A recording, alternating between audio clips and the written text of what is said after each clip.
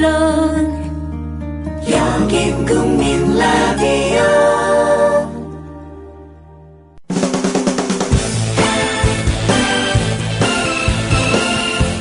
예비군 민방위 훈련장 같은 안보 특강은 가라. 여기 진짜 안보 특강이 있다. 김종대, 정욱식의 진짜 안보.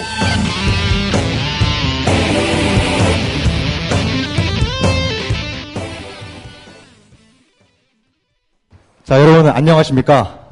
김종대, 정욱식의 진짜 안보, 오늘 특별한 순서로 특별 공개 방송을 마련했습니다. 아시다시피 이제 8월 18일이 되면 김대중 대통령께서 돌아가신 지 5주기가 되는 날인데요. 이에 앞서서 추모 토크쇼를 이렇게 마련을 했습니다. 원래 좀 추모 분위기면 좀 경건하고 좀 무거운 분위기로 시작을 해야겠습니다만, 이건 토크쇼인 만큼 좀 경쾌하고 가벼운 그런 좀 시간을 갖도록 그렇게 하도록 하겠습니다. 국민 라디오 지지하는 4가지 방법 아시나요? 다운로드하기, 별점 주기, 댓글 달기, 구독하기. 국민 라디오를 보다 많은 이들에게 전할 수 있는 가장 손쉬운 방법. 다운로드하기, 별점 주기, 댓글 달기, 구독하기. 잊지 마세요. 다운로드하기, 별점 주기, 댓글 달기, 구독하기. 오늘 그 토크쇼는 연세대학교의 김대중 도서관하고 국민TV가 함께 준비를 했고요. 주제는 평화, 민주주의, 경제 3대 위기에 대해서 말하다, 이렇게 주제를 가지고 여러분 앞에 계신 패널 여러분들과 함께 그 토크쇼를 진행하는 것으로 이렇게 하겠습니다. 그래서 오늘 그 특별한 공개 방송인 만큼 형식도 좀 특별하게 준비를 해봤습니다. 저하고 보통 그 방송을 같이 진행하시는 오늘 김종대 편집장께서는 진행자가 아니라 패널리스트로 오늘 이 자리에 함께 해주셨고요. 그래서 김종대 편집장을 대신할 분으로서 우리 사회계의 달인이라고 할 수 있는, 사회의 달인이라고 할 수 있는 우리 문정인 교수님을 특별 사회자로, 특별 진행자로 이렇게 모셨고요.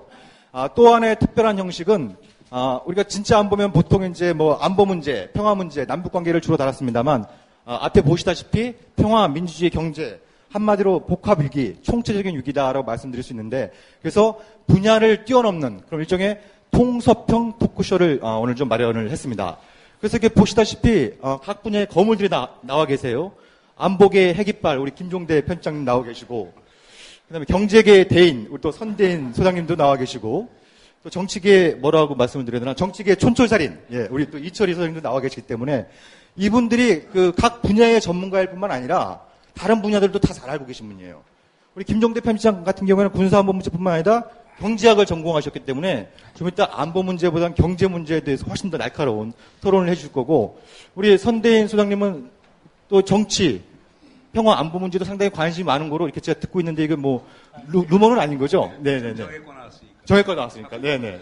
그리고 또 이철희 소장님도 정치 외교학과를 나오셨습니다. 그래서 정치뿐만 아니라 외교 문제에 대해서 굉장히 날카로운 토론을 해주실 거로 그렇게 믿고 있습니다. 그러면 오늘 그 진행 순서에 대해서 간략하게 좀 말씀을 드리겠습니다. 한 시간 정도 패널 중심으로 우리 문정인 교수님의 주도하에 패널 중심의 이제 그 토론을 하고요.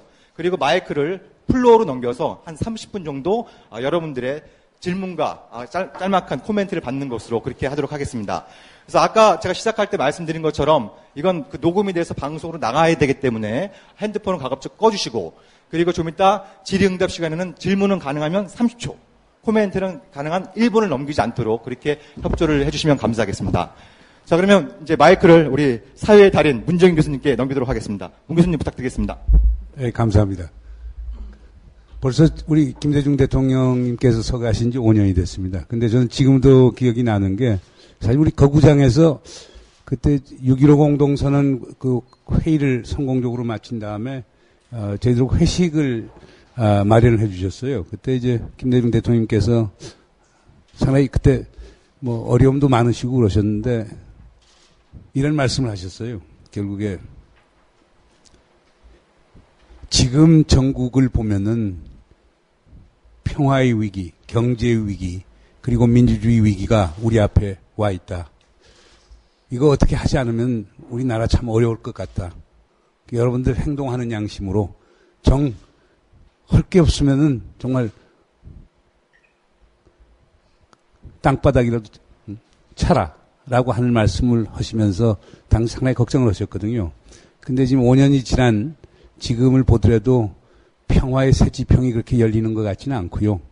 그 다음에 경제 위기도 계속 거의 만성적 위기가 되는 것 같은 느낌이 들고, 민주주의 위기, 뭐 얼마 전에 미 하원의원 출신으로 민주당 대선 후보까지 올랐던 쿠니스키라고 하는 그 오하이오 출신 하원의원 출신이 얘기를 했지만 한국의 민주주의에 상당히 큰 위기가 있는 것 같다 이런 말씀을 했습니다. 그래서 오늘 우리 정옥식 대표께서 지적을 하셨지만은 이 세 분을 모신 이유는 뭐 남들은 그래요. 여기 뭐 김종대 편집장이나 선대인 소장이나 이철희 소장 세 분이 다 진보의 논객들이라고 하는데 저는 이분들을 진보로 보지 않습니다. 그냥 상식과 순리 그리고 팩트 사실을 갖고 얘기하는 아주 훌륭한 소위 농객이라고 보기 때문에 그런 분들을 모셔서 저는 이 세 사람에게서 편견이라든가 아집이라든가 도그마라든가 또는 어떤 그 이념적 편집성을 본 적은 없거든요. 그냥 있는 팩트 갖고 그냥 편하게 사실 있는 그대로 얘기를 하기 때문에 이 세 분을 모시게 됐습니다. 그래서 오늘 주제는 시작은 우선 평화부터 시작을 하겠습니다. 그 다음 경제로 가고 그 다음 민주주의로 가는데 이 세 분 다 우리 정옥식 대표도 얘기를 하셨습니다마는 꼭 한 분야, 물론 저희들이 의도한 거는 평화는 김종대, 경제는 선대인, 그 다음에 정치 민주주의는 이철이로 했는데요. 뭐 워낙 잘하시는 분들이니까 전부 다루면서 나가도록 하고, 그 다음 우리 정옥식 대표께서도 뭐 수시로 정옥식 대표도 말하기를 상당히 좋아하시는 분이니까 그냥 그때그때 끼시면서 얘기를 하도록 하겠습니다. 그럼 우선 시작은 평화니까 우리 대한민국 평화 안녕하십니까? 물론 전쟁은 안 일어나고 있습니다만은 전 국민이 우왕첨심한을 먹어야 되는 평화입니다. 그러니까 실제로 요즘 남북 간의 교전이 안 일어나니까 아군끼리 총질을 해서라도 전선에서 들리는 이 교전 소식은 엄마들 우왕첨심한 드셔야 되거든요. 국가가 하나씩 사드려야 됩니다, 사실은. 저는 역설적으로 안보가 잘 되고 있다고 봅니다. 한국군이 전 세계를 공포에 떨게 만들었습니다. 북한군 입장에서 보면은, 야, 저 남조선 군대는 아군끼리도 저렇게 패 죽이는데 우리 걸리다 죽는다. 이제 정말 도발하지 말자. 이럴 만도 한 거 아닙니까? 이거 농담같이 들리죠. 실제로는 외국 사람들이 와가지고 어떻게 이런 어떤 거 한국의 병영의 현실이 있는지 잘 믿질 않습니다. 그런 만큼 지금 이루어지고 있는 평화는 굉장히 불안한 평화고요. 언제든 깨지기 쉬운 유리그릇 같은 거라서 국민들한테 많은 스트레스를 주는 평화입니다. 굉장히 우리는 무언가 어디서 예기치 않은 불안에 시달리고 있거든요. 평화는 평화죠. 평화가 뭡니까 근데? 그러니까 소극적 평화죠. 예, 전쟁이 일어나지 않는다는 평화입니다. 그렇지만은 무언가 우리의 어떤 예를 들어 건강이란 게 뭡니까? 병이 없는 겁니까? 이렇게 따진 건강이죠. 그러나 저같이 술 잘 먹고 담배 피고, 속으로는 사실 건강치 못합니다. 그러나 건강하다고 얘기할 수 있는 거죠. 지금 평화가 그런 거거든요. 그러니까 전쟁은 일어나지 않습니다. 그러나 불안하죠. 우리가 보통 소극적 평화라고 하는 건 우리 국제정치 이론에서 얘기할 때는 소위 불안정한 평화를 관리하는 것을 소극적 평화라고 얘기하는 거거든요. 그러니까 전쟁이 일어나는 걸 막는 것, 군사적 억지력을 통해서 전쟁이 일어나는 것을 막는 소위 그 불안정한 평화의 관리를 소극적 평화라고 얘기하고, 적극적 평화라고 하는 것은 분쟁의 구조적 원인을 다 없애서, 그래서 정말 우리 한반도 같은 경우는 통일해서 잘 살 수 있는, 그래서 서로가 싸울 이유가 없는 그런 상황을 적극적 평화라고 얘기를 하는데, 지금 적극적 평화는 안 된다는 거 우리 다 알고 있습니다만은 소극적 평화도 아직도 어떻습니까? 그러니까 무언가 이제 저도 어제 하루 종일 헬기 타고, 제가 병영혁신위원이기 때문에 전방부대를 불시 방문했습니다. 그러면서 이제 병사들하고도 얘기해보고, 또 전선의 적정의 상황은 어떤가, 또 지금 북한군 동향은 어떤가 하루 종일 들여다봤죠. 저는 전선은 겉으로는 평안해 보입니다. 굉장히 평화로워 보이고 아름답습니다. 우선 DMZ도요. 그러나 사람들이 겪고 있는 그 어떤 불안, 스트레스는 나날이 증가하고 있죠. 그러니까 위에서는 찍어 누르죠. 매일 뭐 북한이 내 원점 타격한다. 선 조치 후보고해라. 이런 식의 어떤 군사 담론들이 있는가 하면은 그러면서도 어떤 그 우리 20대는 지금 징병의 현실에 적응을 못하는 이런 상황에서 이것을 과연 평화라고 부를 때 사실은 망설여집니다. 굉장히 망설여지고. 근데 그 선대인 소장께 한번 여쭤볼 건데, 우리 경제적 측면에서 한번 평화를 보죠. 평화가 없어지면 불안해지는 거니까, 지금 중동처럼. 그러면 뭐 주가도 떨어질 것이고, 경제에 대한 기대감도 상당히 낮아질 거고 그런 건데, 경제를 보면 뭐, 한반도는 상당히 평화로운 것 같이 보이는 건 아닙니까? 그러니까 뭐, 주가, 뭐 쉽게 말해서 이제 주가에 반영되는 그런 안보 리스크를 따져보면 지금까지 특히 2000년대 초중반 이후로는 그 안보 리스크가 굉장히 줄어든 걸로 나타납니다. 뭐 연평도 해전이다. 뭐 이제 북한에 뭐 일시적인 도발이 있다 하더라도 그런 사태는 주가에 반영되는 게 하루 이틀 정도 지나고 나면 사실은 며칠 정도 지나고 나면 이제 다 그게 원상 회복되는 정도로 가고 있고요. 그래서 뭐 적어도 우리가 이제 경제적인 상태로 보자면 일시적인 어떤 경제적인 상태로 보자면 안보 리스크에 관해서 우리가 상당히 이제 좀 많이 줄어들었다. 그래서 북한의 위협이라든지 이런 것들을 시장에서는 실질적인 위협으로 보지 않고 있다. 뭐 이런 해석도 가능할 텐데요. 문제는 우리가 이제 조금 더 중장기적인 측면에서 볼 때, 뭐 북한으로 대변되는 또는 이제 이 중국이라든지 일본과의 그런 관계에서 이렇게 생각할 수 있는 어떤 경제 전략 측면에서 우리가 충분히 평화 아까 이제 교수님께서 말씀하셨지만 어떤 구조적인 평화의 기틀을 계속 닦아 나가고 있느냐 그런 부분에서는 상당히 이제 좀 우려스러운 부분이 저는 있다고 그러니까 우리 지금 한반도의 평화 상태라는 게 우리 경제를 해칠 정도의 불안한 건 아니다. 지금 그렇게 볼 수 있는 거 아닙니까? 단기적으로는 그럴 수 있는데요. 북한이라는 존재가 사실 예를 들어서 우리가 이제 뭐 이 사태 급변 사태라고 이야기합니다만 급변 사태가 나타났을 때 정말 한국 경제가 감당할 수 있는 수준이 돼 있느냐, 그 정도의 건전성을 갖고 있느냐, 또는 체력을 갖고 있느냐 이런 측면에서 따져본다면 상당히 위험한 수준이라는 거죠. 그래서 거기에 대해서 이제 어떤 중장기적인 경제 전략상의 준비가 돼 있느냐 그런 측면에서 상당히 이제 좀 우려가 있고요. 또 예를 들면 이제 중국이 이제 그 수십 년 동안에 고성장 단계에서 이제 중성장 단계로 조금씩 접어들고 있고, 일본의 경우에는 20여 년 이상 이제 이 지속된 저성장 단계에서 또는 장기 침체라고 부를 수 있는데요. 그 단계에서 이제 아베노믹스라고 이제 대변되는 그런 전략하에 또 한편으로는 정치적으로 굉장히 이제 우경화하고 있는 집단 자위권까지 이제 행사하는 단계로 나아가고 있는데, 이런 부분에서 우리가 이제 이 계속 뭐 이건 이제 안보라든지 이런 쪽으로 이제 조금 더 초점을 맞춰야 되겠습니다만, 이 한미 동맹이라든지 또는 한중하고의 관계를 개선한다든지 이런 이제 뭐 줄타기 또는 줄서기식의 그런 전략 외에 정말 경제 측면에서 대북 관계를 개선해서 한반도 경제 전반의 어떤 체력을 공고화하면서 우리 독자적인 어떤 그 경제 안보 상황을 이렇게 안전하게 가져갈 수 있는 그런 준비가 되어 있느냐, 그런 면에서 상당히 저는 문제가 있다고 생각합니다. 이철희 소장님, 정치권이 보는 한반도 평화 어떻습니까? 글쎄요, 저는 조금 더 구체적으로요. 햇볕 정책에서 최근에 지금의 야당, 새정치민주나 뭐 그냥 급할 때는 민주당이라고 하겠습니다만, 이 한 발짝도 못 벗어나 있다고 생각해요.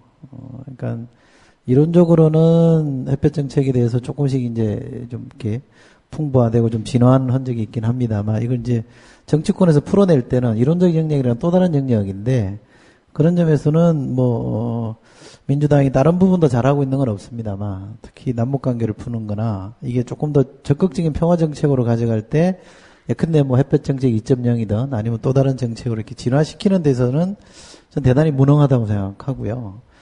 그런 점에서 이게 대결 정책이 아니다, 전쟁의 반대말로 평화를 얘기하는 수준에서 못 벗어나 있다고 생각해요. 그러니까 김대중 대통령이나 노무현 대통령 두 분이 할 수 있는 역할은 그 시기에 그 정도 했다면, 그 다음 시기에는 조금 더 진화된, 더 발전된 형태의 뭔가를 제시를 하고 풀어내야 되는데, 그걸 저는 못하고 있는 게 있고요. 그러다 보니까 대북 정책을 펴는 여론 지형은 좀 바뀌었잖아요. 사실은 과거에는 평화에 대한 지지가 여론조사에 보면 아주 많이 나타났습니다만 요즘은 북한을 싫어하고 미워하는 여론도 굉장히 많이 나오잖아요.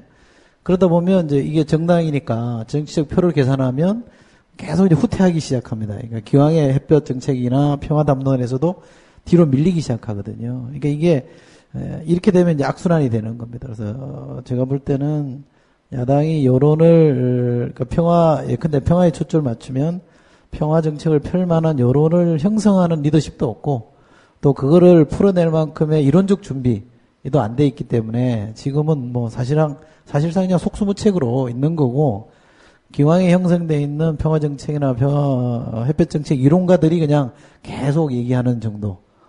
그걸 무시 못하고 그냥 안 따라갈 수는 없으나 따라가긴 또 여론 지형 때문에 겁을 내는 모장장한 상황이라고 봅니다. 근데 그러면 어떻게 보면 김대중 대통령님께서도 책임이 부분적으로 있는 것 아닙니까? 어떻든 햇볕 정책 잘 하셔서 뭐 실패했다고 사람들은 얘기하지만 그래도 어떤 평화의 분위기를 상당히 만들었고 많은 사람들은 이제 설마 한반도에 전쟁이 날 것인가라고 하는 것에 대한 회의감이 상당히 많은데 그건 어떻게 보면 대북 화해 협력 정책의 결과라고 저는 보는데요. 그 김대중 대통령께서도 결국 그런 평화의 분위기를 만들었고 그렇기 때문에 정치권이 평화를 기정사실화시키고 그렇기 때문에 평화에 전혀 관계없이 안보에 관계없이 자기들끼리 막 여야가 싸움 박지를 하고 하는 것 아닙니까? 그러니까 김대중 대통령께서도 부분적으로 책임이 있는 거 아닙니까? 책임이라기보다는 뭐 공이죠. 네. 그러니까 역설적이게도 보수 정권이 제 생각엔 그렇습니다. 이 평화는 전제돼 있다는 걸 얘기하면서 평화는 전제를 해놓고 대결 정책을 펴는 것조차도 국민들이 받아들일 수 있는 거는 평화 정책이 전 성과라고 생각합니다. 평화 정책이 없이 예를 들면 햇볕 정책이 없이 평화가 굉장히 불안한 상황이었다면 그렇게 못 가겠죠. 그러면 국민들도 굉장히 예민하게 받아들일 텐데 이게 어느 정도는 좀 저는 정착돼 있다라고 생각해서 보수 정권도 그 정도는 해볼 수 있는 거라고 생각하거든요. 이거는 전 성과라고 생각하고요. 또 그 성과를 지금 야당이 누리고 있는 것도 사실이죠. 그런데 제가 문제 제기하는 거는 거기서 더 나가야 된다 이거죠. 하나의 정책이라는 게 처음부터 완전 무결하지는 않으니까 계속 성장시키고 진화시켜 나가야 되는데 그거는 학자들이 하는 영역과 정치적으로 정책으로 풀어내는 영역이 다른데 두 번째 영역은 완전히 젬병이다 이거죠. 쉽게 말하면 아주 깡통입니다. 제가 볼 때는 다른 예를 제가 들면 평화만 그런 게 아니고요. 복지를 얘기를 해도요. 복지만 외칠 뿐이지 이걸 구체적으로 어떻게 풀어내야 될지는 모릅니다.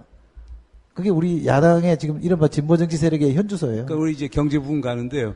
아마 정욱식 대표께서는 세 분하고 의견이 다를 것 같은데요. 사실상 정욱식 대표 지금 우리 한반도 그 평화 네트워크를 운영하고 있지만 거기에서 나오는 글들 보면 지금 상당히 한반도와 동북아 사태는 상당히 지금 위태로운 사태거든요. 남북한 관계도 그렇고 소위 미중 관계도 그렇고 일중 관계도 그렇고 뭐 지금 영토 문제, 해로 안전 문제 복합적인 게 갖고 있는데 상황에서 상당히 우리 정욱식 대표 쪽에서 쓰는 글들을 보면 한반도에 상당한 평화의 위기가 있다고 보는데 세 분들의 평화 인식하고 좀 다른 것 같은데 정 대표도 소위 여기서는 지금 보조 사회지만 한 말씀 좀 하셔야 될 것 같아요. 예, 제가 그 한반도 평화 위기를 많이 강조하는 이유는요. 저희가 평화단체지 않습니까? 평화단체가 위기를 먹고 삽니다. 그래서 지금 위기다 이렇게 자꾸 얘기를 해줘야 저희도 좀 장사가 되는 관계로 그런 측면이 있고요. 정말입니까? 예? 정말입니까? 예. 뭐 알아서 이렇게 들으시면 될 거고요. 제가 거꾸로 제가 이제 진행자의 입장에 좀 충실하기 위해서 시각에서 위기는 도구적 위기입니다. 그냥 목적적 위기가 아주 아니고. 또 학자로서 멋진 표현을 써주셨는데요. 제가 거꾸로 제가 문정인 선생님께 여쭤보고 싶은 게 있습니다. 문 선생님께서는 뭐 오랫동안 국내에서뿐만 아니라 이제 해외에서도 대북 포용 정책, 햇볕 정책의 어떤 정당성, 의의 이런 부분들에 대해서 굉장히 국제사회에 많이 알려주셨고 또 2000년 또 남북 정상회담 때는 특별 수행원으로 평양도 다녀오셨고 그래서 어떻게 보면 그 김대중 정부, 김대중 대통령의 통일 외교안보 정책에 대해서 가장 잘 아시는 분이라고 할 수 있는데요. 거꾸로 이거는 정말 아쉽다. 요거는 지금 시점에서도 좀 한번 그 김대중 대통령의 통일 외교안보 정책 중에 혹은 그 철학 중에 이거는 좀 우리가 비판적으로 검토하고 좀 극복해야 되는 그런 부분들이 있다면 어떤 게 좀 있을까요? 글쎄 저는 뭐 김대중 대통령의 햇볕 정책의 큰 하자를 찾기는 상당히 힘들고요. 그러니까 제가 한 4년 전인가 올브라이트 전 미 국무장관이 한국 오셔서 점심을 같이 했었어요. 그래서 제가 이런 질문을 했습니다. 만약에 2000년 11월 7일 날 미 대통령 선거에서 조지 W. 부시가 당선되지 않고 알고 부통령이 당선됐더라면은 미국의 대북 정책은 어떻게 됐고 북한은 어떻게 변했을까? 올브라이트 국무장관이 뭐 조금 더 주저하지 않고 만약 알고가 됐으면은 미국은 북한하고 수교했고 북한 핵 문제는 존재하지도 않았고 미사일도 전부 다 미국이 다 구매를 했을 거고 그래서 한반도는 아마 지금 사실상의 통일을 이뤘을지도 모를 것이다라고 하는 표현을 썼어요. 그래서 저는 누가 평화를 원한다면 누가 정권을 잡더라도 결국에 대북 화해 협력 정책을 할 수밖에 없어요. 북한의 실체를 인정해 줄 수밖에 없고 그래서 점진적으로 북한의 변화를 추구하는 방법밖에 없는데요. 그래서 저는 김대중 대통령 정책 자체의 문제라기보다는 결국 미국의 지도자가 잘못된 지도자가 왔을 때 얼마나 상황을 어렵게 할 수 있는가. 지금 리비아, 시리아, 이라크, 아프가니스탄 전부 다 보세요. 미국이 개입했던 데는 전부 다 우리가 상상할 수 없는 고통과 정말 좌절이 지금 만연하고 있거든요. 그래서 그런 점에서 본다면은 전 상당히 우리 애들도 다 미국 살고 있고 저도 미국에서 오래 살아서 대학 교수까지 오래 했습니다만은 미국 같은 나라도 실수할 수 있구나. 근데 실수가 너무 많아지는데 우리 김대중 대통령의 화해 협력 정책 또는 햇볕 정책도 미국의 잘못된 정책적 선택에 희생물이 아니었나 하는 그런 생각을 하게 됩니다. 제가 조금 삐딱한 말씀 한 말씀만 좀 드리면요. 저는 김대중 대통령 또 김대중 정부의 햇볕 정책에 대한 지나친 자신감의 화를 좀 키운 측면이 있다. 이렇게 좀 예를 들어서 어떤 예를 들면은 이제 지금 교수님께서 말씀하신 것처럼 2000년 대선에서 이제 조지 W. 부시가 대통령이 당선되지 않았습니까? 미국이 바뀐 거 아닙니까, 분명히. 그건 이제 민주당에서 공화당으로 정권이 바뀌었다는 것뿐만 아니라 세계를 바라보는 어떤 관점, 국제 정치를 다루는 어떤 도구의 관점. 이게 이제 근본적으로 정책의 패러다임 시프트가 일어난 이런 어떤 상황인데 그 어떤 정부도 햇볕 정책은 역사의 정의이기 때문에 그 누구도 햇볕 정책을 거부하지 못할 것이다. 그래서 조지 W. 부시 행정부도 설득할 자신이 있다. 이런 어떤, 그러니까 바뀐 미국을 상대하는 데 있어서 햇볕 정책에 대한 어떤 지나친 자신감이 바뀐 미국을 정확히 포착하고 그거에 대한 보지 않아요. 그러니까 생각해 보세요. 우리 정책이 옳다고 보고 우리 정책이 대한민국의 안전을 가져오고 평화를 가져온다고 하면은 미국 아닌 미국 해레비안피라도 가서 you're wrong 잘못됐다고 얘기하고 설득하고 바꾸려고 해야지. 미국이 센 국가하고 우리하고 정책이 다르니까 그럼 미국 정책을 수용해서 그거에 따라서 적응해 나간다? 저는 그렇게 보지 않아요. 그러니까 말씀의 취객이 아니라는 잘 아시죠? 기본 그 당시에 잠깐만요. 부시와 네오콘들의 사고는 내가 볼 때 이거 하나만 제가 할게요. 제가 이 사회 보는 사람이 이렇게 열을 올려서는 안 됐지만은 그냥 그 당시에 부시와 니오콘들이 생각하는 사고가 지금 되도록해 보더라도 지금 다시 우리가 복귀를 해본다고 하더라도 옳은 정책적 선택은 아니었다는 게 미국 내 자체에서 많이 알려져 있는 거거든요. 근데 그렇게 잘못된 정책에 우리가 보완해동해서 거기에 줄서기해서 우리 정책을 바꿀 수는 없는 거거든요. 그 다음에 정책이라는 건 그렇습니다. 특히 평화와 관련된 정책이라고 하는 것은 우리가 더 적극적으로 나갈 필요가 있는 거거든요.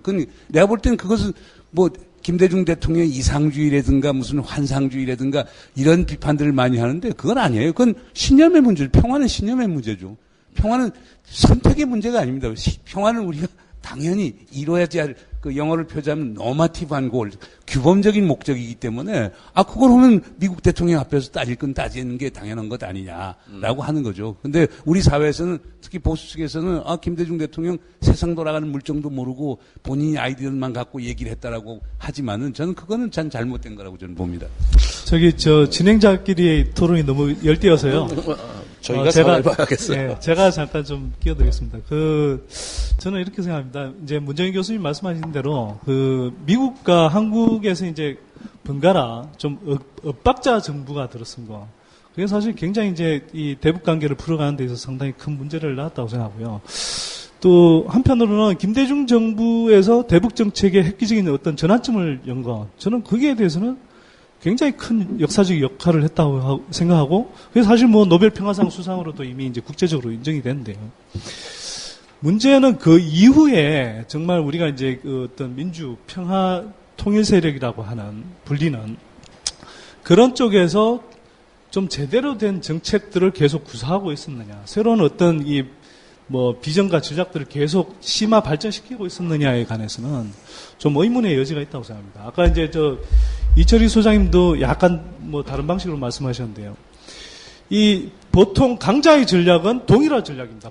그러니까 어떤 차이점이 나타나면 그걸 이제 들어가서 차이점을 없애버리는 전략이죠. 뭐 이건 뭐 비즈니스 세계도 마찬가지입니다만 지금 대북 통일 정책과 관련해서 이 흔히 이제 야권 쪽, 지금의 야권 쪽에서 해왔던 정책들은 김대중 대통령의 그런 햇볕 정책 이후로 큰 어떤 변화를 만들어내지 못한 것 같습니다. 그런 가운데 새누리당, 지금 뭐 박근혜 정부까지 이렇게 나타난 전략들을 보면요.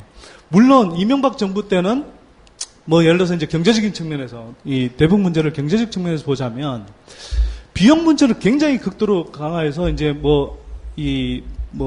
평화 통일 기조에 굉장히 이제 불안감을 이렇게 자꾸 심는 그런 구조였다면 박근혜 정부 들어와서는 오히려 이 비용보다는 혜택, 편익을 굉장히 이제 강조하면서 통일 대박론을 이제 부르짖고 있습니다.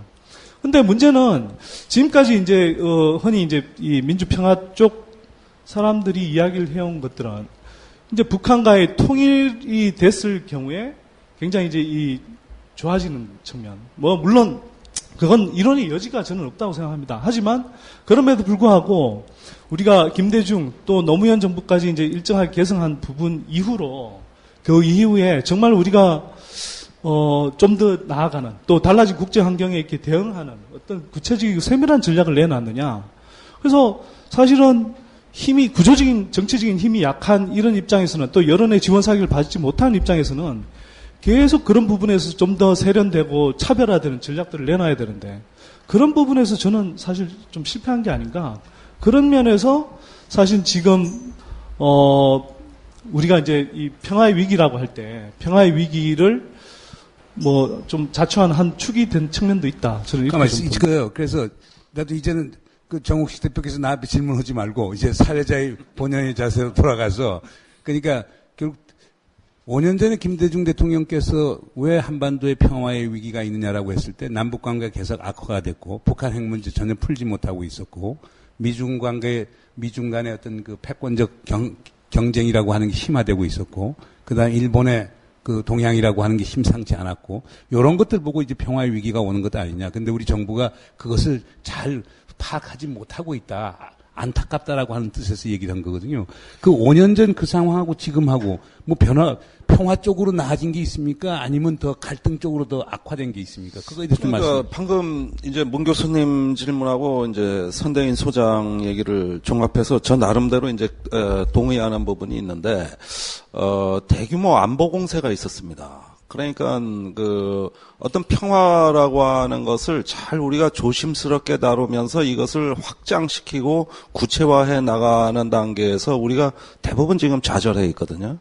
그것이 이제 대규모 안보 공세, 어떤 지난 대선에서의 그 NLL 대화록 논란이라고 저는 표상되는 이런 어떤 안보 공세인데 이것을 너무 폭넓게 우리가 허용해 줬다는 데서 뼈아픈 실패의 경험을 갖고 있습니다. 적어도 지난 대선에서 그 점에 대해서 잘못 대처했다는 거는 저는 조금 심하게 얘기하자면은 지난 대선은 당선증 반납한 선거예요. 특히 이 부분에 대한 대처만 보면은 다 받은 당선증을 다시 선관위에 반납한 선거란 말입니다. 이게 특히 그 NLL 10월 전국으로부터 해서 12월까지 오는 여기에서 2달간의 실패의 경험은 그 이후 1년간 계속 연결됩니다.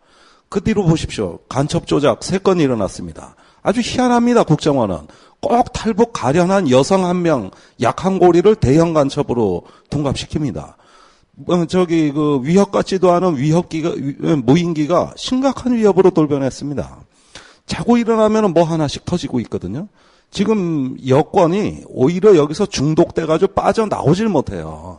이런 실패 경험에 우리가 무능력을 학습해가고 있습니다. 계속 이 학습해 가니까 어떤 새로운 어떤 평화 정책의 구체화 발전을 꿈도 못 꾸는 이런 상황까지 내몰린 참혹한 거예요. 그러니까 지금 여기에서 국내 정치에서 이렇게 짜여진 지형은 야당도 불행하게 만들 뿐만 아니라 사실은 여당도 굉장히 지금 비극과 불행을 자초하는 거거든요. 같이 패배자가 되는 거죠. 이건 여야가요. 그런 데서 이 평화의 담론 또 5년 전에 또 10년 전에 우리가 그 하나의 어떤 이상으로 꿈꿨던 것이 하나의 어떤 우리의 무력한 표상으로 전락하고 있다. 그러면서 무기력해져 가고 있다. 이것을 일단 심리적으로 탈출하지 않으면은 이 상황은 당분간 앞으로도 계속된다는데 문제의 심각성이 있습니다. 이철희 소장님, 그 관련된 것 중에 말이죠. 지금 그 정치권에 대해서 계속 이제 모니터링을 하시니까 지금 지금 남북한 군사적 대치가 상당히 심하지 않습니까? 이제 네. 특히 이제 다음 주부터 이제 이제 한미 군사 연습 이제 시작하기 하면은 결국에 북에서 더 이제 아주 강경하게 나올 것이고, 그다음 북핵 문제 뭐 전혀 해결의 기미 지금 보이지 않고 있고요. 그다음에 미중 경합 심해지는데 우리는 한미동맹 계속 강조하고 있고, 그다음에 일중간에 이제 그 관계가 악화되는데도 불구하고 우리는 사실상 제3자적인 입장에서 이제 보고 있는데, 이런 것들에 대해서 지금 정치권의 동향, 그리고 이걸 어떻게 지금 대응해야 되느냐, 이런 거 좀 아까 계속 좀 말씀을 하셨으니까. 제가 우리 이철희 소장께서 하시는 TBS 그 프로그램이 잘 듣거든요. 그러니까 뭐 저도 거기서 한번 얘기를 했습니다만은 보니까 뭐 전천후 전문가예요. 모든 걸 잘 아시니까. 주로 교통 막힐 때 나오는 프로그램이기 때문에 효과가 좋습니다. 시내 정체 상황을 이렇게 즐기면서 방송하시죠, 좀. 그때가 본인 판 아니야, 이게. 아니, 오는 게 질문이에요. 아니, 다 하세요. 예. 제가 잘 모르는 영역이라서 제가 좀 조심스럽게 말씀드릴 수밖에 없는데요. 우리 문 교수님 질문이기도 하고요. 제 생각을 좀 그냥 두서없이 말씀드리면, 이쪽은 뭐 저희들 흔히 쓰는 말로 하면 그런 쪽으로는 그림이 없습니다. 그러니까 뭐 이 동북아 관계에서 어떻게 이걸 풀어야 된다라든지 뭐 하다못해 남북 관계에 대한 그림도 없는데 그냥 햇볕 정책만을 교조로 그냥 갖고 있을 뿐입니다. 그러니까 그거를 현실에서 어떻게 풀어낼지, 그것이 집권 여당일 때와 야당일 때 어떻게 이걸 다르게 이게 구체화시켜야 될지 이런 것들이 전혀 준비가 안 돼 있다라고 생각하고요. 다만 누구라도 햇볕 정책에 대해서 시비를 걸면 그 사람은 이단으로 내몰리는 아주 굉장히 경직된 분위기입니다. 저는 이거는 좀 불만이고요. 저는 제가 DJ 대통령 때 청와대에 잠시 근무를 했기 때문에 뭐 감히 제가 얘기해도 뭐 진정성은 의심받지 않을 거라고 보는데, 저는 햇볕 정책도 야당에서 토론이 있어야 된다고 생각하고요. 얼마든지 이게 좀 다루어져야 되는데, 제가 좀 아쉽게 생각하는 건 예컨대 이런 겁니다. 김대중 대통령께서 제가 좀 아쉽게 생각하는 거는 햇볕 정책 이후에 뭐 개성공단도 만들고 금강산 관광도 하고 많이 했습니다만, 저기에 더 많은 대기업들이 들어갔으면 이렇게까지 후퇴하지는 안 하지 않았을까. 그러니까 그때 좀 디자인을 할 때 꼭 현대만 줄 게 아니라 뭐 예컨대 삼성이든 좀 다른 대기업들까지 좀 밀어넣어서, 표현이 어떨지 모르겠습니다만 좀 거기에 참가해서 대북 간의 이른바 물질화된 관계를 더 좀 이렇게 튼튼히 만들었다면 이렇게까지 뒤로 밀리진 않았을 거다라는 느낌이 좀 있어서, 근데 그런 부분들을 좀 토론을 통해서 좀 진전을 시켜야 되거든요. 개성공단 문제도 저는 그렇게 생각하고요. 얼마든지 다룰 여지가 있는데 이거를 조금이라도 건드리면 훼손한다는 것 때문에 또 비판을 받는데, 이게 사실은 그 야당 내부 정치 게임이거든요. 그것 때문에 사실 이게 진도가 안 나가는 거라서, 여당도 보면 저는 이 뭐 박근혜 정부가 대북 정책에서 0부터 100까지 모든 옵션을 다 행사할 수 있다 이렇게 보지는 않거든요. 왜냐하면 지금 제가 볼 때는 지금 여권은 안보파, 이런 안보 보수라고 하는, 제가 표현할 때는 안보 보수라고 하는 분들이 헤게모니를 이미 잡았기 때문에 그 사람들이 강제하는 힘으로부터 대통령도 이렇게 무한히 이렇게 뭐 프리핸드를 쥐고 있는 것 같지는 않다. 마찬가지로 야당도 마찬가지인 거고요. 그래서 이게 내부 질서가 여권은 안보파 중심으로 정돈이 돼 있는 것 같고, 야권은 야권대로 이제 그 안보파와 이른바 적대적 의존 관계를 맺는 분들이 또 상당한 세를 형성하고 있고, 이게 일종의 파국적 균형을 맞고 있는 거잖아요. 그러니까 이게 양쪽 다 저는 진도가 안 나가는 거라고 생각하는데, 결국 여당에게 뭐 정부 여당에게 정치권 내부에서 기대할 수 있는 게, 왜냐하면 햇볕 정책에 대해서는 거부하잖아요. 그 독일 서독만 하더라도 브란트가 뭐 동방 정책이나 뭐든가 이렇게 처음에 할 때는 갈등이 있었지만 나중에는 그쪽 보수 세력도 수용을 했잖아요. 이게 받아들일 수밖에 없다라는 쪽으로 갔는데, 우리는 좀 그렇지 않은 것 같아요. 그러다 보니까 이게 그거는 뭐 워낙 그 대한민국 보수가 분단 체제를 중심으로 형성되어 왔기 때문에 저는 그렇다고 보는데, 문제는 이제 그거를 뛰어넘을 정도나 내지는 그분들과 좀 유연하게 게임을 할 정도의 야권의 실력이 있는 세력, 특히 우리 문 교수님 같은 국제정치 어떤 좀 큰 그림을 가지고 있거나 식견이 있는 사람들은 굉장히 찾기 힘든 사람들이고, 그냥 민족적 열정이 충만한 분들은 있습니다만 지혜를 가지신 분은 많지 않아 보입니다. 예. 제가 지금 걱정하는 부분은 이런 것들이거든요. 지금 우리 정부의 기본적인 입장은 북한이 군사적 행동을 해오면 우리가 강력한 응징을 가하고 필요하다면 평양까지 가서 북한 체제를 괴멸시키다라고 하는 방어적이면서 상당히 공세적인 억지 전략을 펴는데, 억지라고 하는 게 좋은 전략은 아니거든요. 우선 전쟁이 일어나면은요, 한국과 같은 이런 지형 하에서는 다 엄청난 손실을 볼 수밖에 없기 때문에 전쟁을 예방하는 게 필요할 텐데, 북한이 공격해오면 우리가 응징해서 퇴폐시키겠다라고, 이런 생각도 상당히 문제고요. 그 다음에 육자회담을 통한 북핵 해결 문제 같은 것도 사실 저는 이렇게 보거든요. 지금 북한이 계속 핵무장 능력을 강화시켜 나가는데, 저걸 지금 빨리 중단을 시켜야 될 건데, 계속 시간을 그냥 허송 세월 하면서 북한이 행여나 급변사태 나서 망할 것 아니냐, 그러면 핵 문제 해결될 것 아니냐, 이런 요행적 사고를 갖고 하는 데서 좀 문제가 있다고 봐지고요. 그 다음 한미동맹이라고 하는 문제도 좀 우리가 변화하는 환경 속에 다시 생각을 좀 해봐야 될 텐데, 지금 한미동맹을 하나의 역사적 관성이긴 하지만 거기에 너무나 의존을 하면서, 그럼 지금 중국이 부상을 어떻게 다뤄야 될 것인가, 이 안에서 어떤 묘수를 쓸 것인가. 가령 박근혜 대통령 동북아 평화협력 구상 같은 건 참 좋은 구상들이거든요. 과거 정책들하고 연장 군상이 있고. 근데 어느 날 갑자기 그건 사라지고 동맹만 강조하는, 그러면서 중국의 지도자가 오면은 또 그때 임기응변적인 답변을 하는데, 이런 것들이 참 한반도 동북아의 평화를 위태롭게 타는 건 아닌가. 아마 김대중 대통령께서 살아계셨으면 또 이거에 대한 그런 언급을 하지 않을 건가, 이렇게 저는 생각이 됩니다. 그래서 이제 경제로 들어가 보죠. 자, 우리 선대인 소장은 개인적으로는 상당히 낙관주의자인데, 한국 경제 얘기만 하면 비관주의자가 돼요. 한국 경제 잘 되고 있습니까? 안녕합니까? 다들 느끼시겠지만 한국 경제 잘 되고 있는 게 아닙니다. 특히 이제 물론 일부 대기업, 삼성전자, 현대기아차 그룹 정도 몇 개 대기업 입장에서 보면 최근 몇 년까지는 잘 된 것처럼 느껴졌죠. 근데 이제 그 수출 대기업들의 성장세도 이제 거의 한계에 도달한 듯한 느낌이 들고요. 그래서 이제는 한국 경제가 상당히 이른바 잘 나가던 기업들조차도 힘들어지는 시기로 접어들고 있지 않느냐, 이제 그런 생각이 들고요. 적답을 하기 위해서 이제 좀 말씀드렸지만, 이제 조금 더 길게 설명을 드리면, 특히 외환위기 이후에 한국 경제는, 구조적인 이제 저성장 단계로 이제 점차 접어들고 있고요. 그 저성장을 이제 추동하는 것들은 굉장히 많이 있다고 저는 생각합니다. 예를 들어서 제가 재벌 독식 구조라고 표현하는 이 재벌 독식 구조 때문에 사실은 중견기업, 중소기업, 골목상권까지 무너져서 일자리와 소득이 구조적으로 이렇게 늘어날 수 없는 그런 구조로 가 있고, 또 제가 많이 강조합니다만 부동산 거품이 부풀어 오르면서 그게 그리고 아직 완전히 해소되지 않은 상태에서 가계부채는 계속 늘어나고 있고, 이 가계부채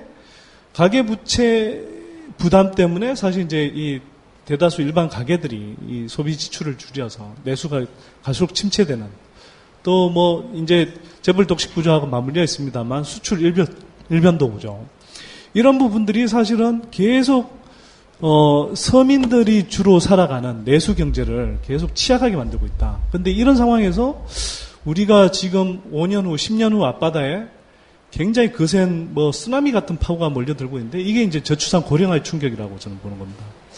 저출산 고령화 충격은 사실 이제 세계 선진국들도 고령화되고 있다고 하지만, 한국처럼 이렇게 급속히 고령화되고 있는 나라는 전례를 보여준 건 사실 일본 정도밖에 없고요. 그 일본의 이제 전례를 보면 굉장히 이제 상당히 이 잔혹한 세월을 겪었기 때문에 한국도 그렇게 가는 것 아니냐 하는 이제 우려가 지금 굉장히 많이 제기되고 있는 것 같습니다. 그 우려의 상당 부분은 상당히 근거가 저는 있는 거라고 생각하고요. 그래서 지금 빨리, 하루라도 빨리, 물론 그렇다고 해서 금방 바뀌지는 않겠지만, 이 재벌 독식 구조를 재편해서 이 중소기업들 또는 활발한 벤처 창업들이 일어나서 이 산업 생태계가 살아나고 또 한편은 단기적인 충격이 있겠지만 부동산 거품과 가계부채 다이어트를 해서 건전한 구조를 만들지 않으면 일자리와 소득이 중심이 되는 그런 건전하고 지속 가능한 경제가 만들어지지 않고 그런 상태에서는 어떤 내외부의 충격이 발생할 때 사회 그러니까 어떤 뭐 그게 경제적 위기로뿐만 아니라 예를 들어 뭐 평화의 위기로도 쉽게 비화할 수 있다. 저는 그런 측면에서 상당히 근데 지금 보세요. 그러니까 그때 김대중 대통령께서 경제 위기를 말씀하셨을 때는 결국 그때 리만 사건이 있었고 뭐 국제적인 동향도 상당히 그 불안하게 돌아가고 있었던 건 분명한 사실이거든요. 뭐 그 상황에서 사실상 이명박 대통령께서는 수출 드라이브 한다고 그래서 저환율 정책 쓰면서 이렇게 나갔던 것들을 걱정해서 얘기를 하셨던 거고 또 다른 한 측면에서는 그 불평등 구조의 심화라고 하는 게 상당히 큰 문제다. 이거에 대해서 정부가 이제 관심을 써야 된다고 했는데 그때 MB 정부는 평등 문제, 배분 문제보다는 성장에 역점을 뒀던 건 분명한 사실이거든요. 근데 지금 5년 후 지금을 한번 본다라고 하면 지금 리만 사태 같은 거 없지 않습니까? 그리고 한국 경제가 상대적으로 다른 OECD 국가들에 비해서 못하는 건 아니란 말이에요. 근데 그걸 우리가 경제 위기라고 할 수 있는지 그거에 대해서는 그 우리 선대인 소장께서 간단히 얘기해 주시고 그 다음에 우리 김종대 이철희 소장께서 한 말씀 좀 해주시죠. 그 장기적 관점에서 좀 보자면요, 우리가 이제 80년대 말 90년대 초까지 이제 10%대가 넘는 이제 고성장 단계, 또 90년대 초중반 이후로 이제 중성장 단계, 거기다가 외환위기 이후에 이제 중저성장 단계 한 4, 5%대. 그리고 2008년 이후로는 우리가 물론 이제 문 교수님 말씀하셨지만 뭐 세계 경제 위기 때문에 그 여파를 이제 상당히 크게 뭐 입었고요. 그래서 2009년에 가파르게 이제 성장이 떨어졌습니다만 그 이후에 뭐 기저효과 등 포함해서 이제 2010년에 좀 성장했다고 하지만 어쨌거나 2008년 이후에 이제 평균 내보면 평균 성장률이 지금 3%대가 안 되는 저성장 단계로 들어가고 있거든요. 그리고 그 성장의 질도 중요한 게 뭐냐면 빚에 의한 가계부채가 됐던, 예를 들어서 이명박 정부에서 한 300조 원 가까운 가계부채를 늘렸고 공공부채도 한 350조 원 가까이 늘렸고요. 빚에 의한 성장이었다. 또 한편으로는 잠깐 언급하셨지만 수출 대기업들도 왜 살아나느냐, 많은 언론들이, 한국의 언론들이 이야기하지 않지만 1달러당 뭐 900원대 초반이던 걸 1200원대까지 올라가도록 해서 인위적인 이제 환율 개입 정책을 통해서 수출 대기업들의 가격 경쟁률, 또 한편으로는 원화로 환산했을 때 영업이익, 이런 것들을 확보해주는 정책들을 통해서 사실은 굉장히 많은 부분이 이렇게 유지를 해왔는데, 아까 말씀드렸듯이 그거조차 이제 위태로운 단계에 들어가 있다는 거죠. 그래서 제가 이제 표현할 때 이렇게 이야기합니다. 외환위기 이후에 우리는 뭐 재벌 그룹, 또 재벌 안에서도 10대 그룹, 10대 그룹 안에서 4대 그룹, 4대 그룹 안에서도 삼성그룹, 삼성그룹 안에서도 삼성전자, 삼성전자는 삼성전자 매출의 한 50%, 영업이익의 한 70%를 삼성전자 갤럭시폰에 의존하는 역피라미드 구조로 이렇게 지금 경제를 운영해 왔거든요. 그러니까 이게 뭐 가계경제도 마찬가지입니다만 국민경제 전체 차원에서 봤을 때 이 포트폴리오가 굉장히 위태로운 구조로 되어 있다는 거죠. 그런데 지금 이게 흔들리는 구조에 와 있다.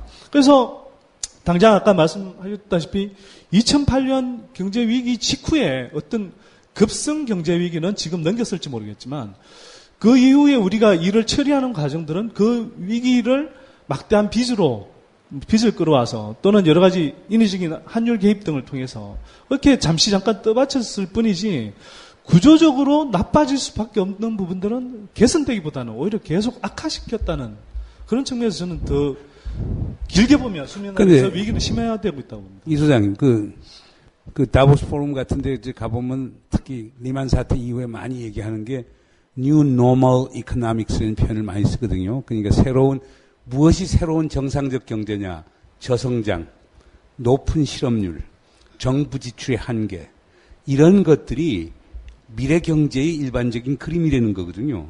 근데 한국에서는 지금도 계속 성장을 강조하거든요. 정치권의 인식은 어떻습니까?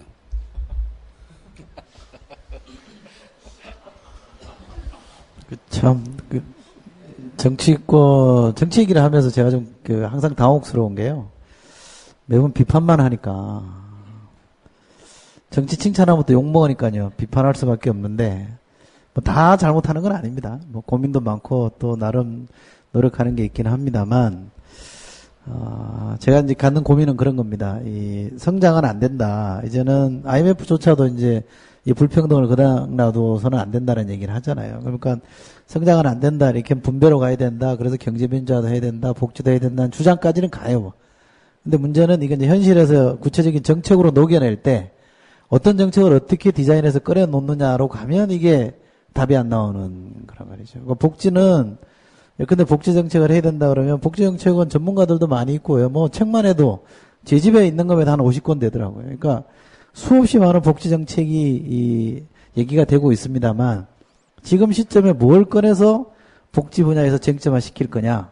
예를 들면 무상급식은 복지 분야에서 아주 작은 부분이지만 그것 때문에 사실은 많은 국민들이 복지라는 걸 이해를 했잖아요. 쉽고 간명한 쟁점이 형성됐잖아요.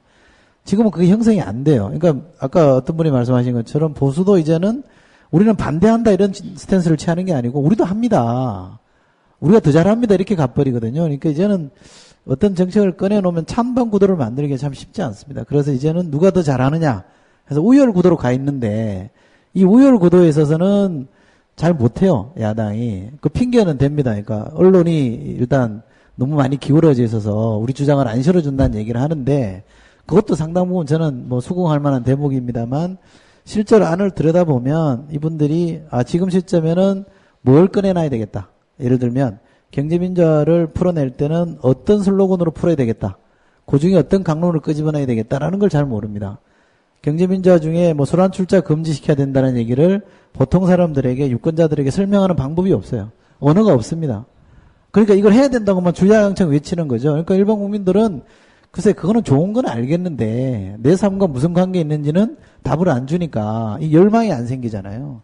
저는 이게 실력의 문제라고 생각합니다. 그래서 뭐 여당 정치인들은 일단 성장 쪽으로 가는 거고 소득 불평등이나 이렇게 이런 뭐 불평등의 문제를 어느 정도 완화시키는 쪽으로만 고민하는 것 같은데 야당 정치인들은 여기를 좀 뛰어넘는 구체적으로 우리 흔히 하는 말로 그냥 유권자들이 받아들일 수 있는 손에 잡히는 정책으로 잘 이렇게 만들어서 입에 넣어줘야 되는데 그걸 못하니까 저는 이게 말로만 분배를 외치고 말로만 복지를 외치고 말로만 경제인전을 외칠 뿐 구체적인 실행 계획으로 들어가면 답이 없다. 못 만들어내고 있다.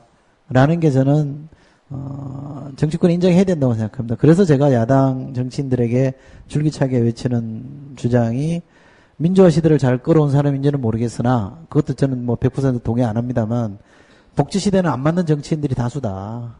그러니까 복지 담론이나 경제민주화 담론을 어떻게 풀어야 될지에 대해서는 속수무책인 분들이기 때문에 이 사람들이 바뀌지 않는 이상은 야당의 실력이 좋아질 리가 없다.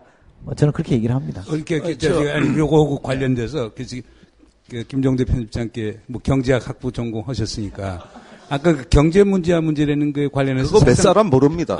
제가 경제학 했다. 그러니까 최근에 그 토마스 피케티가 쓴 책은 다 안 읽어보고 여러 논평들 서평들 읽어봤는데 그 21세기 자본이라고 하는 그 책이 지금 아주 세계적으로 가장 유명한 책이 되고 있거든요. 그 책의 논지는 뭐 간단한 것 같습니다. 그러니까 결국에 지난 400년 동안의 서구라파의 역사, 미국의 역사를 보면은 국가가 성장한 성장률보다는 기업가들, 자본가들이 투자한 자본에 대한 이익 회수율이 훨씬 높더라. 그건 결국에 뭐냐? 결국 국가의 거시경제를 담당하는 국가의 역할은 한계가 있고 결국 자본주의 체제하에서는 자본가들에게 더 큰 이익이 간다. 그러면 이걸 누가 해줘야 되느냐? 결국 피케티가 얘기하는 건 국가가 개입해서 요 불균형을 잡아줘야 된다는 거거든요. 거기 이제 복지의 중요성이 나오는 것 같은데.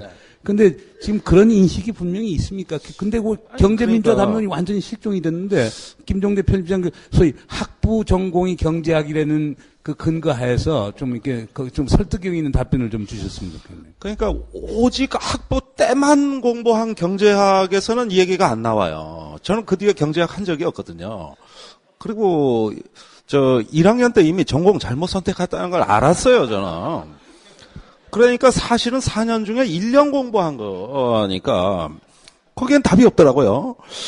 근데 이제 제가 한 가지, 이건 오히려 질문에 가까운 건데, 최근에 아베나 오바마나 이런 경우 보면은 이 경제 위기에서의 어떤 처방은 주로 양적 완화가 아니었는가 생각이 듭니다. 일단 돈을 마구마구 찍어낸 거 아닙니까? 그리고 시중에 풀어버린 거잖아요. 그러니까 그걸로 선거도 이깁니다. 즉 돈의 맛이 이긴 선거예요. 지금 우리 이번에 재보궐선거 보십시오. 강남 4구 그 구호라든가 순천의 개발 예산 폭탄이라든가 이런 개별 공약들이 있고 그 위에 엄브렐러로 이제 41조의 돈을 시중에 풀겠다. 그다음에 기업의 그 잉여자금, 유보자금에 대해서 과세를 하겠다. 이러면서 이게 마구마구 뿌리면서 또 한편으로는 이것의 어떤 장밋빛 환상과 함께 경제 책임론을 세월호 쪽으로 성공적으로 이미지화 시켰다는 겁니다. 그러니까 지금도 뭐든 안 돌아가면 다 세월호 때문이에요. 장사 안 된다. 왜? 세월호 때문에. 그렇게 얘기하죠. 또 심지어 공무원들 휴가도 못 가게 하고 수학여행도 못 가게 하고 왜? 세월호 때문에. 그래서 업계도 죽을 상이다. 뭐든 요즘 어떤 경제 안 돌아가는 게 마치 세월호인 것처럼 선거 기간에 이미지화하면서 유권자한테 선택하라고 협박을 했습니다. 세월호 선택할 거냐, 민생을 선택할 거냐. 이렇게 했죠. 그런데 지금 선대인 소장님 말씀 들어봐도 어떤 경제에 대한 이 묵시록적인 불안감들이 조성이 됐는데 그걸 오히려 이용하는 거죠. 그러면서 어떤 또 하나의 우리가 어떤 돈의 맛을 일깨워줌으로써 하나의 어떤 우리도 양적 완화를 연상시키는 이런 경제 정책이 과연 앞으로 있다면 국민들 쌍수두고 환영할 거거든요. 아베 지지율 70%까지 올라갔거든요. 아마 우리도 그런 쪽의 어떤 가능성이 지금 끊임없이 암시되는 것인지 또 이것이 초래될 파국이 뭔지 저는 오히려 설명을 좀 듣고 싶습니다. 보완 설명하면 이제 그 아베노믹스라고 하는 게 세 개의 화살 얘기를 하거든요. 그래서 첫째는 양적 완화해서 정부가 소위 중앙은행이 돈 무제한 찍어내겠다. 두 번째 화살이라고 하는 것은 재정 지출 무제한으로 풀겠다. 그리고 세 번째라고 하는 것은 기업의 경쟁력 제고를 위해서 구조조정을 적극적으로 하겠다는 거거든요. 그러면 지금 선대인 소장 앞에 한번 물어보고 싶은 거는 지금 아베노믹스하고 최경환 노믹스하고 차이점이 뭡니까? 그리고 자꾸 최경환 노믹스가 아베노믹스보다 더 우수하다라고 사람들이 언론에 이렇게 나오는데 그게 사실인지. 그다음 세 번째 아베노믹스는 성공하고 있는지. 요거 간단히 답변하신 다음 그다음 민주주의로 넘어가.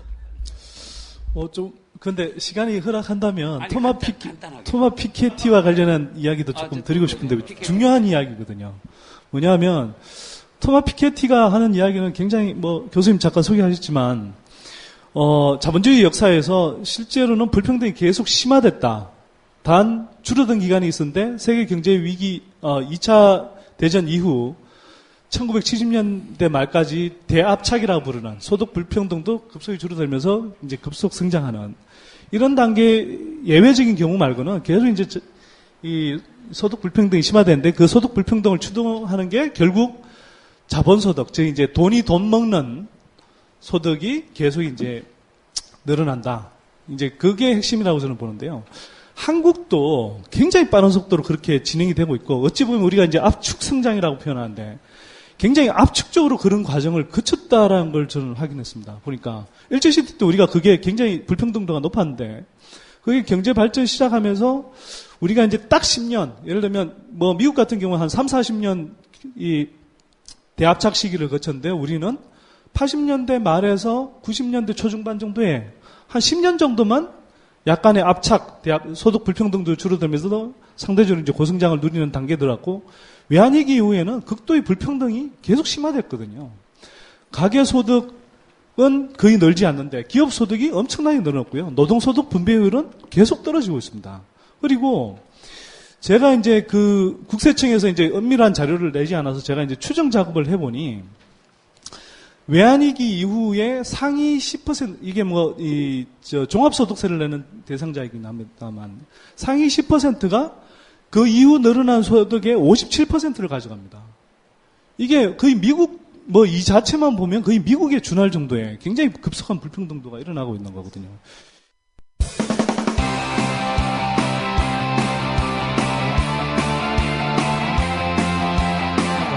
지금 여러분께서는 군사전문지 디펜스 플러스의 김종대 편집장과 평화네트워크 정욱식 대표가 진행하는 국민라디오 김종대 정욱식의 진짜 안보를 듣고 계십니다.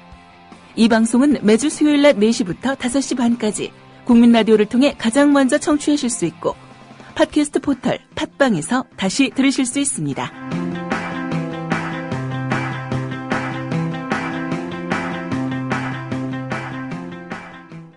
자, 이런 상황에서 이제 사람들이 근본적인 의문을 제기하기 시작합니다. 이게 이런 식의 경제 발전을 하는 것이 결국 좋은가, 바람직한가? 예를 들어서 성장을 한다고 하는데 대다수의 사람들이 그 성장의 과실을 맛보지 못하는 이런 성장이 진짜 의미가 있는가? 그런 의미에서 정말 근본적인 어떤 경제정책의 패러다임이 일어나야 되는 시기라고 저는 생각하고요. 그런 맥락에서 이제 최경환 원내대표가 최경환 노믹스라고 이렇게. 죄송합니다. 최경환 부총리가 최경환 노믹스라고 하는 일련의 이제 정책들을 내놨습니다. 아까 이제 문 교수님께서 이제 말씀하셨지만 아베노믹스의 세계 하살에 대응해서 여러 가지 이제 정책들을 내놨습니다. 이제 통화 정책은 직접 손을 못 대니까요. 이제 계속 금리 인하를 좀 압박하는 주문, 이런 정도로 가고 있고요. 재정과 관련해서는 이미 세수 부족 단계입니다. 우리가.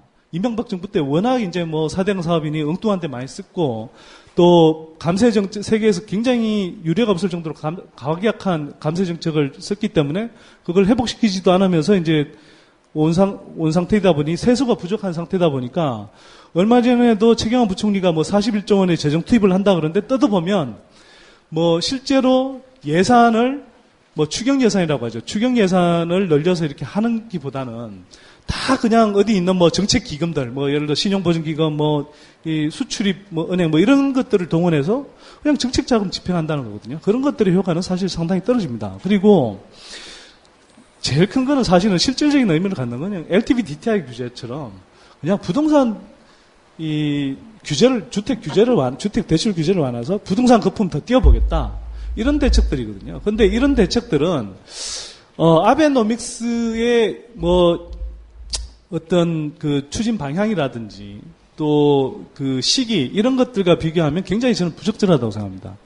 예를 들어서 아베노믹스는 여러 가지 이제 이 찬반 논의가 국제적으로도 있습니다만 적어도 저는 한국과는 달리 일본의 경우는 부동산 거품이 붕괴한 다음에 20년 정도 장기 침체를 겪었는데 한편으로 이게 거꾸로 보면 각 부문의 부채를 줄이고요. 정부 부문의 부채는 급속도로 늘어났습니다만 적어도 기업 부문, 가계 부문의 부채는 줄이면서 부채 다이어트를 했고 부동산 거품을 뺐고 그러니까 경제에 있는 어떤 기름기라고 할까요? 지방분을 상당히 뺀 상태에 사실 그게 너무 극도로 지나치다 보니 메말은 항무지 같은 상태로 변해가는 상황에서 물을 대는 전략에 가깝다면 돈이라는 이제 돈줄을 풀어서 이제 물을 대는 전략에 가깝다면 한국은 지금 오히려 그 측면보다는 부동산 거품도 그대로 있고 가계부채는 오히려 계속 악화일로 늘어나고 있는 상황에서 이걸 더 악화시키는 방향이기 때문에 사실은 부적절하면서도 굉장히 위험한 전략일 수 있다. 그렇게 봅니다. 우리 이철희 소장님, 이제 마지막 주제인 민주주의 얘기하죠. 대통령께서는 민주주의 위기라고 그러셨는데 그때 MB 정부 때 정말 민주주의 위기가 있었는가? 아니면 디모크라틱 거버넌스, 민주주의적 통치 방식의 위기, 소통이 없다든가 일방적으로 하든가. 그래서 민주주의 위기인가? 아니면 민주적 통치 방식의 위기인가? 요거에 대한 구분을 좀 해주시면서 지금 현재의 진단을 좀 해주셨으면 고맙겠습니다. 저는 민주주의다 아니다 이렇게 보는 거는 좀 옳지 않다고 저는 봅니다. 민주주의는 저는 맞다고 보고요. 근데 어떤 민주주의냐를 따져야 될 때라고 저는 봅니다. 그 민주주의 퀄리티를 따져야 되는 거고요. 그러니까 누구를 위한 민주주의인가를 따져야 되는 거죠. 민주주의도 이게 제도적으로나 외형상으로 갖추어지고 있다고 할지라도 누구를 위한 민주주의냐는 다를 수 있으니까. 예를 들면 클린턴 민주주의와 저는 아들 부시의 민주주의가 다를 수 있다고 생각합니다. 그러나 그게 민주주의냐 아니냐 이렇게만 접근하는 건 너무 문제의 본질을 못 짚고 있다고 생각해서요. 저는 지금 대한민국의 민주주의는 가난한 민주주의라고 생각합니다.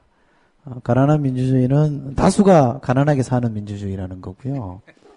근데 그 다수가 가난하면 소수는 잘 산다는 거잖아요. 그 가난한 민주주의의 반대말은 저는 부자 민주주의 같은 말이죠. 그러니까 부자 민주주의라고 생각합니다. 그래서 이 형용사가 달라지는 민주주의 시대에 들어왔다면 이걸 어떻게 풀 거냐는 민주 대 반민주 이런 구도로 풀어서는 안 된다라고 저는 생각합니다. 그러니까 이게 뭐 지난 이명박 때도 그랬었는데요. 이게 민주주의가 아니다. 민주주의를 훼손한다. 뭐 독재라는 용어를 쓰기는 참 애매하긴 했습니다만 민주주의가 아닌 것처럼 이렇게 자꾸 접근을 하니까 문제의 본질은 저는 잘 포착이 안 됐다고 생각하고요. 이게 누구를 위한 민주주의냐, 어떤 민주주의냐를 따지는 게 핵심인데 그런 점에서 보면 저는 보수 정권이 부자들을 위한 민주주의 하는 건 당연하다고 생각합니다. 그게 틀렸다고 말할 수 없는 거거든요. 그건 그 사람들의 세계관이 그렇기 때문에 그럽니다. 그러면 진보가 그리는 민주주의는 어떤 민주주의냐를 설명하는 게 더 절실한 과제인데 그게 없다 보니까 자꾸 상대방이 틀렸다는 얘기만 하는 거고 옳지 않다는 얘기만 하는 거거든요. 근데 그 사람들은 당연한 선택을 하고 있는데 옳지 않다라고 하니 뭐 속된 말로 뭐 깃방이나 듣겠습니까? 이거 저는 뭐 제대로 듣지도 않는다고 생각하고요. 그래서 이 진보가 지향하는 특히 가난한 사람들을 위한 민주주의는 뭐냐? 그리고 그것이 지금 이 시점에 2014년에, 2015년에, 16년에, 17년에 이 시점에 그건 어떤 형태로 나타날 거고 그것의 구체적인 정책은 뭐냐? 이걸 좀 고민해 줘야 되는데 그게 없다고 저는 생각합니다. 그래서 새정치민주연합이 왜 자꾸 반대만 하느냐 이런 비판을 할 때 저는 어쩔 수 없는 선택이라고 생각합니다. 본인들의 방향이 없기 때문에 자기 얘기는 할 게 없습니다. 그러니까 상대방이 틀렸다는 얘기를 할 수밖에 없는 겁니다. 내 얘기가 있으면 내 얘기를 열심히 해도 되거든요. 정치라는 게 일면으로 보면 복싱 경기죠. 상대방을 때려 눕혀야 됩니다만 다른 일면으로 보면 이게 장기자랑입니다. 내가 얼마나 예쁜지를 보여주는 장기자랑의 측면도 있는데 너무 복싱만 하거든요. 근데 이게 복싱을 하는데 체급이 다르잖아요. 한 방 맞으고 그냥 나자빠지는데 정말 이 시라소니처럼 막 달라드는 기세도 없으면서 계속 들이대는 그림만 그리고 있거든요. 그러니까 이게 저는 아까 우리 불평등이나 빈곤 문제 저는 어떤 경제학자가 한 말처럼 빈곤이나 불평등 정치의 결과거든요. 정치적 현상이라고 저는 봅니다. 정치가 무능할 때, 그 정치가 무능하다 할 때에는 진보 정치 세력의 정치가 무능할 때를 얘기하는 겁니다. 정치가 무능할 때 결국 어떻게 되는지를 지금 우리가 목도하고 있기 때문에 저는 그래서 개인적으로는 진보가 기치를 높이 드는 거는 좀 됐고 좀 유능한 진보였으면 좋겠다. 근데 아니 이 소장님 우리가 민주주의를 얘기할 때 보통 이제 본질로서의 민주주의와 절차로서의 민주주의를 얘기하거든요. 그럼 아까 지금 이철희 소장님께서 얘기하신 저 보수적인 사람들의 자기 이익 즉 성장을 위해서 그래서 뭐 자기들 책임 감면해주고 그쪽에 더 많은 정부에 투자를 해주고 하는 건 당연한 것 아니냐. 물론 당연한 거죠. 그래서 그 어느 민주국가도 성장과 배분과 소위 평등과 뭐 환경을 동시에 다 거머쥐려고 하지만 실질적으로 와서는 다 우선순위가 있고 거기에 차이점이 있는 건 분명히 그건 인정해요.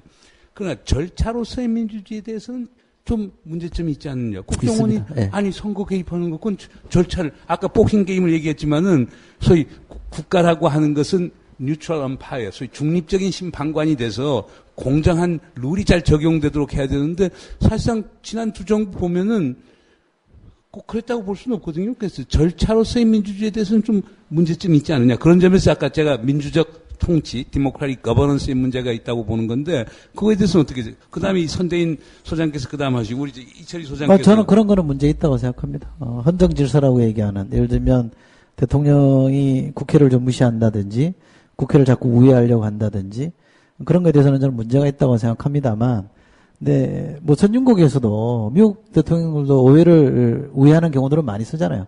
행정명령 갖고도 자기 정책을 관철을 하니까 그런 문제 좀 다 지적해야 되는 거죠. 근데 제가 이제 근본적으로 좀 불만을 갖고 있는 거는 그걸 민주주의다 아니다 이렇게만 딱 이렇게 이 프레임을 갖고 보니까 안 보인다라는 점 때문에 이제 문제 제기를 자꾸 하고 있는 거고요.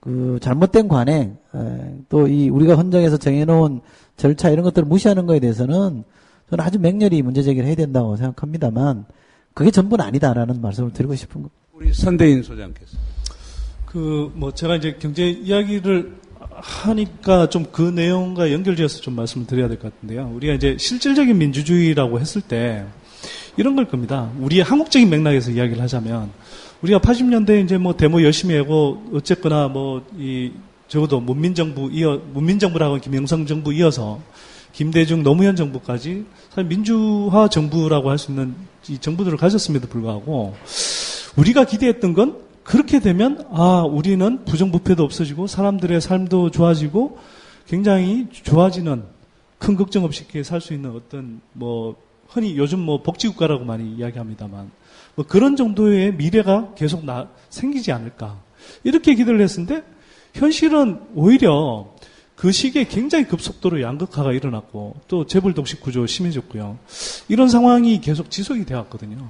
그리고 저는 그런 면에서 제가 이제 경제 권력 교체라는 이야기도 사실 많이 했습니다. 이게 김대중 노무현 정부 뛰어난 정책들도 많았습니다만 굉장히 아쉬운 부분은 적어도 서민 정치에 관해서는 뚜렷한 성과를 내지 못하고 오히려 실패했다. 적어도 지표상으로 봤을 때. 자, 그래서 이런 실질적인 어떤 사람들이 먹고 사는 문제를 해결하는 그래서 이 대다수의 사람들이 잘 먹고 사는 건전한 경제 구조가 사실 실질적인 민주주의의 상당히 중요한 부분이다. 어찌 보면 핵심일 수도 있다. 이런 생각을 합니다. 근데 그런 것들이 약하면 사실 형식적인 문제주의도 쉽게 무너지는 거죠. 우리가 먹고 사는 문제 때문에 세월호도 잊자라고 이야기하니까 동의하게 되잖아요. 예를 들어서 먹고 사는 문제가 형편없는데 NLL이니 국정원의 선거 개입이니 이런 거 귀찮다라고 이야기하는 겁니다. 물론 아까 말씀하셨듯이 기득권 언론들의 그런 막강한 화력이라든지 지원 사격이라든지 여당의 강고한 이제 고정 지지층 이런 것들이 작용합니다만 적어도 우리가 판단했을 때 정말 확고하게 그러면 지금의 야당이 우리를 잘 먹고 잘 살게 해줄 수 있는 그런 좀 미래에 대한 걱정 없이 살게 해줄 수 있는 그런 대안이 갖고 있느냐 거기에 대해서 굉장히 의문을 갖고 있다는 생각이 들고요. 그런데 한편으로는 저는 이 부분만 말씀드리겠습니다. 실제적인 민주주의 관련해서도 아까 절차적인 민주주의에서도 상당히 좀 하자가 저는 많이 발생한다고 생각하지만 실질적인 민주주의 측면에서도 아까 이제 제가 굉장히 문제가 많다고 이야기했지만 이 토마 피케티 이야기하고도 연결이 되는데요. 이 사람이 이야기하는 건 우리가 이제 자본 축적에 따른 이제 이 수익률이 높아지면 세습 자본주의가 일어난다라고 경고를 하고 있는데 한국은 사실은 재벌 세습 구조에 따라서 이미 그게 거의 구조화되어 있고 만성화되어 있거든요. 근데 이게 여기에서 그치는 게 아니라 이 자본력이 금력을 가진 사람들이 자신들에게 유리한 정책과 제도를 이끌어내기 위해서 계속 정치권의 압력을 행사하고 사실은 이 정치 권력이 경제 권력의 자본 권력에 복속되는 현상들이 일어난다는 겁니다.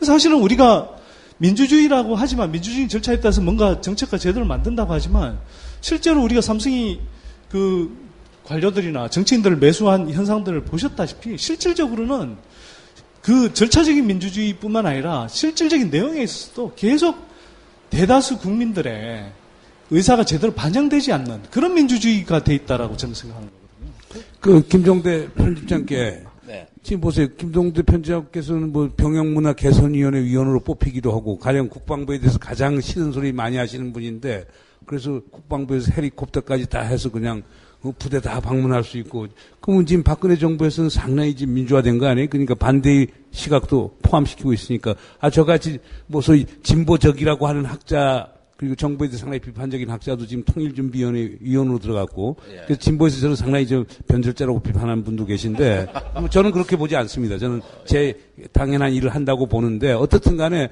지금 박근혜 정부에서는 그렇게 김종대 편집장 같은 분, 문정인 같은 사람들도 다 포함시키고 있지 않느냐. 그런 절차적 민주주의에서 상당히 좀 개선된 것 아니냐. 어떻게 생각하십니까?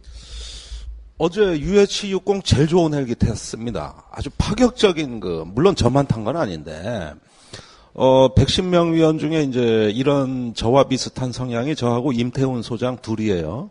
지금 군인권 센터를 넣었죠. 이건 왜 가능했냐 하면은, 이런 일련의 불행한 사건을 축소 은폐하다가 시민단체에 완전히 주도권을 뺏겼기 때문입니다. 그러니까 그 유족들도 모르는 자료를 기가 막히게 시민단체가 어떤 합법적 방식으로 빼내서 전격적으로 폭로하고 터뜨리는 순간 63만 대군의 어떤 지휘체계가 한순간에 붕괴되고 시민단체에 끌려다니는 이 놀라운 현상이 나왔기 때문에 이것은 박근혜 정부의 관대함이나 아량이 아니라 시민의 승리입니다. 시민이 이긴 것이고 정치한 것이죠. 또 우리는 더 많은 요구를 하고 있습니다. 사실은 다른 때 같았으면 어린 반푼도 없습니다. 그러니까 이런 점에서는 여기에서의 어떤 우리의 어떤 민주적 가치가 하나의 결실을 맺었다고 하는 것은 바로 그런 점에서의 어떤 입증이 되는 거니까 우리가 얼마든지 앞으로 이룰 성과가 많다는 거고요. 지금 오늘 그 토론들을 쭉 듣다 보니까 민주주의, 경제, 평화 세 가지 측면에서 만약에 제가 재판부고 앞에 새정치연합이 앉아 있다면은 유죄 판결 3건을 내리는 자리처럼 들립니다. 경제 실형, 민주주의 실형, 평화 실형인데 새정치 민주연합이 아니라 새정치 문제연합처럼 들립니다.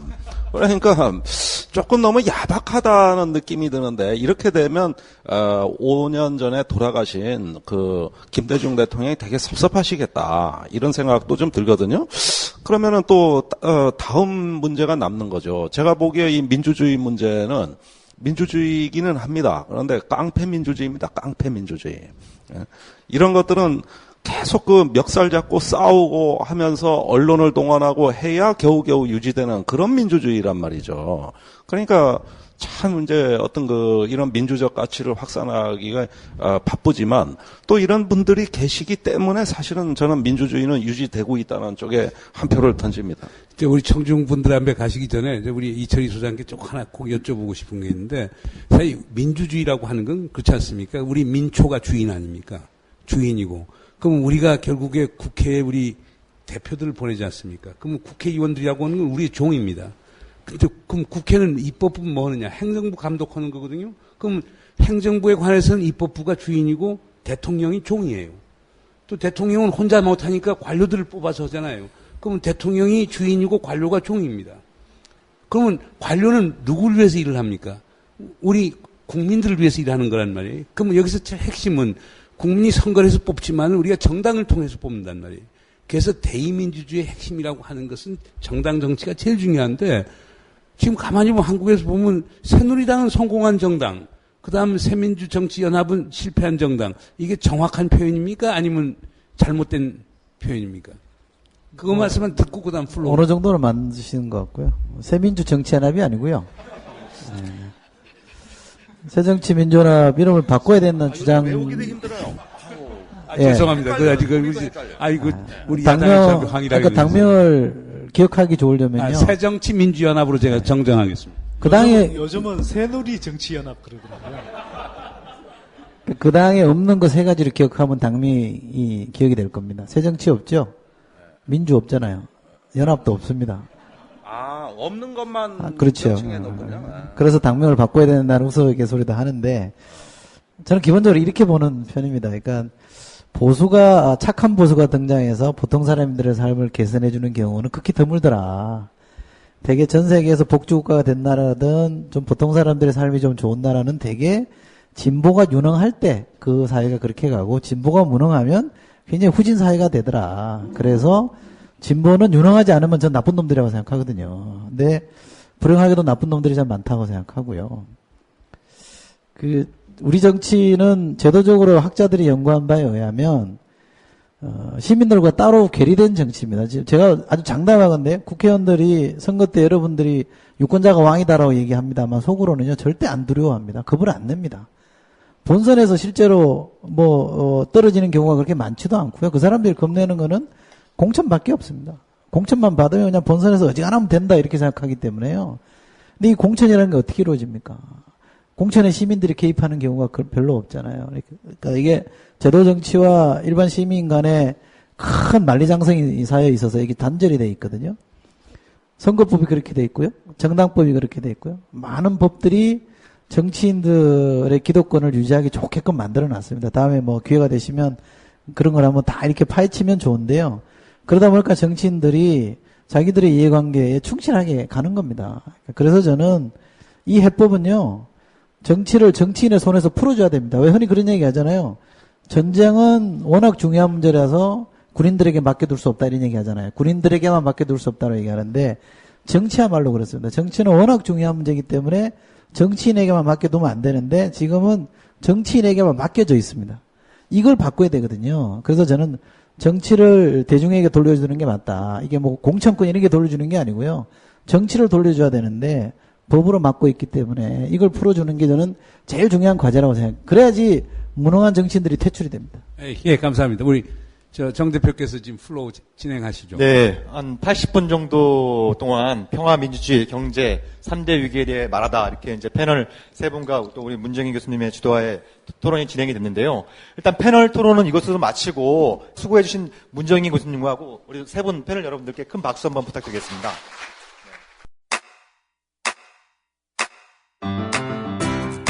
국민 라디오 지지하는 4가지 방법 아시나요? 다운로드하기, 별점 주기, 댓글 달기, 구독하기. 국민 라디오를 보다 많은 이들에게 전할 수 있는 가장 손쉬운 방법. 다운로드하기, 별점 주기, 댓글 달기, 구독하기. 잊지 마세요. 다운로드하기, 별점 주기, 댓글 달기, 구독하기.